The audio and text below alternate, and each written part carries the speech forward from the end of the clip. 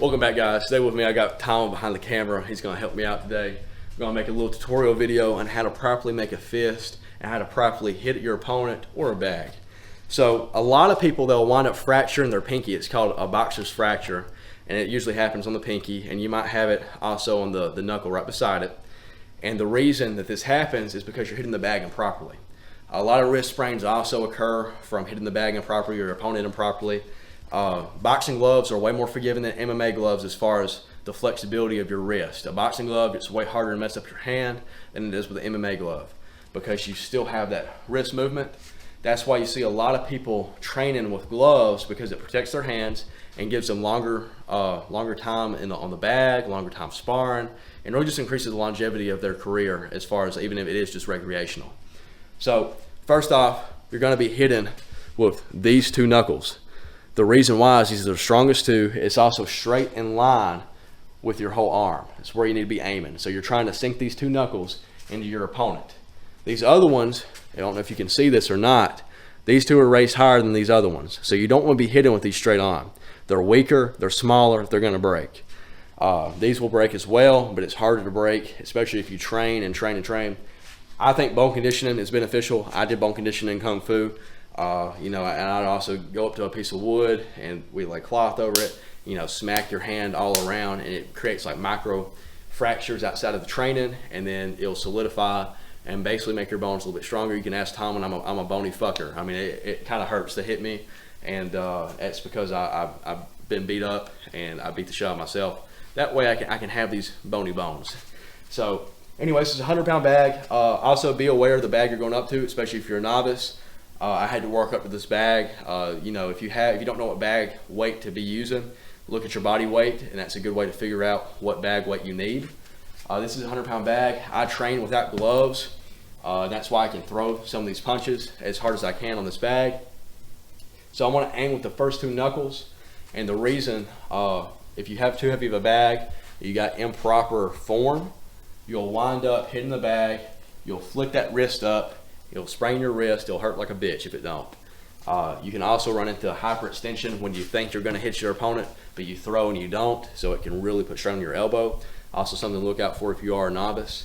I expect most people that are watching this video to be a novice, and I really urge you to check out our other tutorial videos of natural stance first, jabs, then reverses, and then go on to the kicks, a takedown, or something else, because you need to be well-rounded.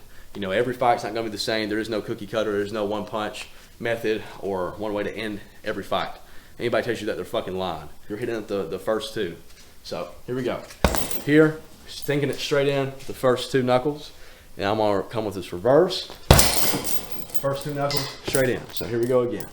First two.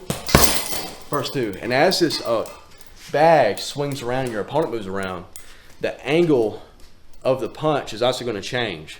So that's why you need to ensure that you're hitting straight on, because as this bag moves around, it's really easy to come up, slip off of it, or just nail these first two knuckles. And if you're not trained for it and you're just throwing it with everything you got, it can hurt, can't break them. So here we go again. Two. So here we go. I'm sinking my fist and holding them to them so you can kind of see how it's looking. All right, so I'm gonna do it fast. And you can see those punches were a little quick, so I created a gap, a bend in this, and I was able to punch it again with this reverse because there were follow-up shots.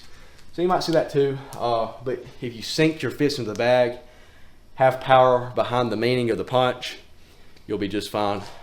Just keep that wrist straight, rigid. You also have wrist wraps that boxers use. All right, mine's probably in that mixed martial arts bag, but you wrap them up. If you just want boxer wraps, you can go to Sports Academy, Dick's, wherever. Wrap up your wrist. If you don't want to train without gloves, if you want to train without gloves, that's what I do. And gives you a little bit of wrist support and gives you a little bit of protection. I mean, you can see the bag coming off on me, a little bit on my hands where that red is, but it don't really bother me that bad at all. But if you do have a problem, because this bag is a leather bag, it's easy to hit without gloves because it doesn't rub my hands raw. Now, if you have one that's made out of like nylon or something that's rough feeling, or trying to think, I think it is nylon what it's made out of, or polyester, or something like that. Yeah. And it'll really, yeah, it'll really, it's like it's fucking sandpaper.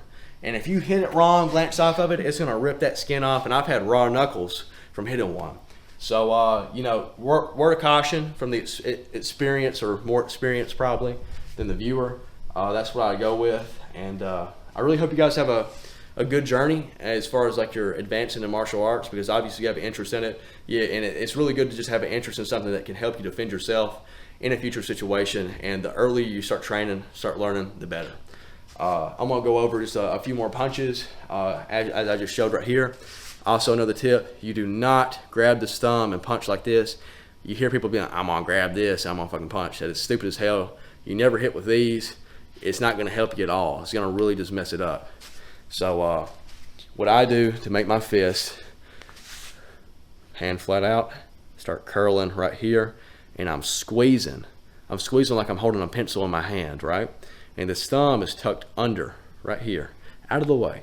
Now, if it glances off your opponent, that thumb will get caught, but if you're aiming here, it's really hard to hit down low and just only hit this. Worst case scenario, you hit right here, you know? So, anyway, here we go.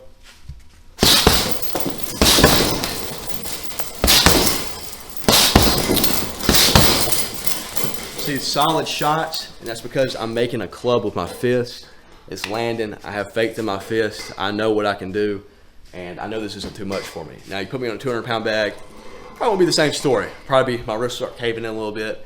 You know, it's really hard to do this with every bag. So, train with what you will, and repetition. Don't have to be on a bag. Don't have to be with your opponent.